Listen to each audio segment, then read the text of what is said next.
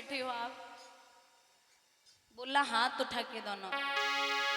मैंने मोहन को बुलाया है, वो आता होगा।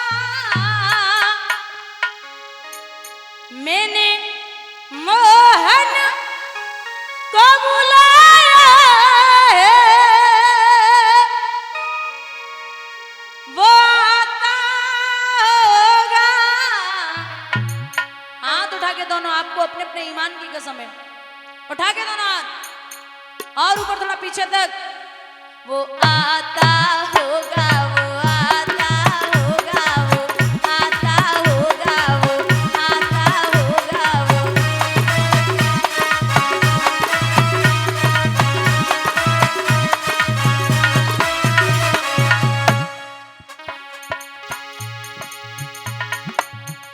मैंने मोहन को बुलाया है, वो आता होगा। मैंने मोहन को बुलाया है, वो आता होगा। वो आता होगा, वो आता होगा, वो आता। और हाथ उठा के श्री राधे।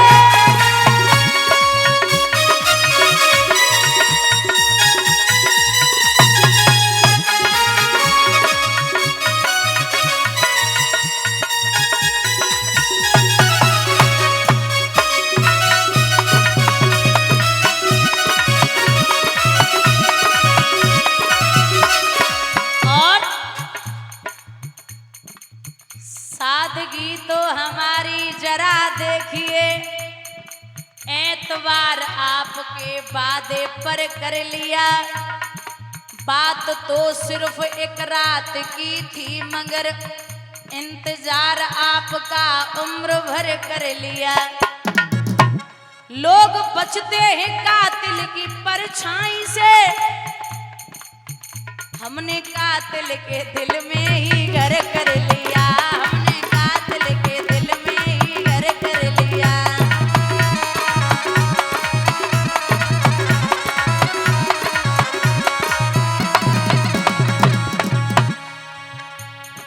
बताओ तो पर्दे में कब तक छुपोगे? तुम्हें सामने मेरे आना पड़ेगा। मुबारक रहे तुमको मेरी मोहब्बत, तुम्हें सामने मेरे आना पड़ेगा। और वक्त कहता माधव, हमें गम नहीं अपनी बर्बादियों का, मिटाना है तो शौक से तू मिटा दे। लेकिन मिटाने से पहले जरा सोच लेना, मिटा के तुम्ही को बनाना पड़ेगा। मिटा के तुम्ही को बनाना पड़ेगा।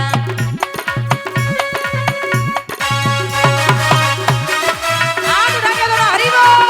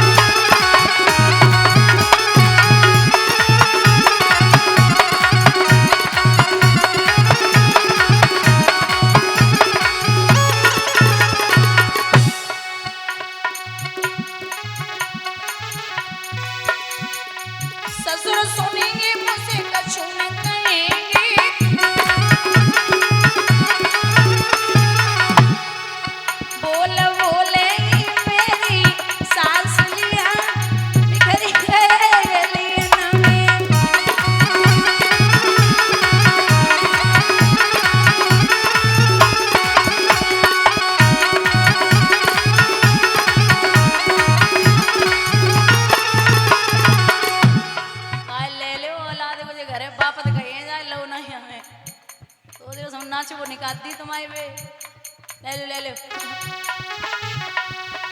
मोती कैसे पीरूं सावरिया बिखर गए गलियन में मोती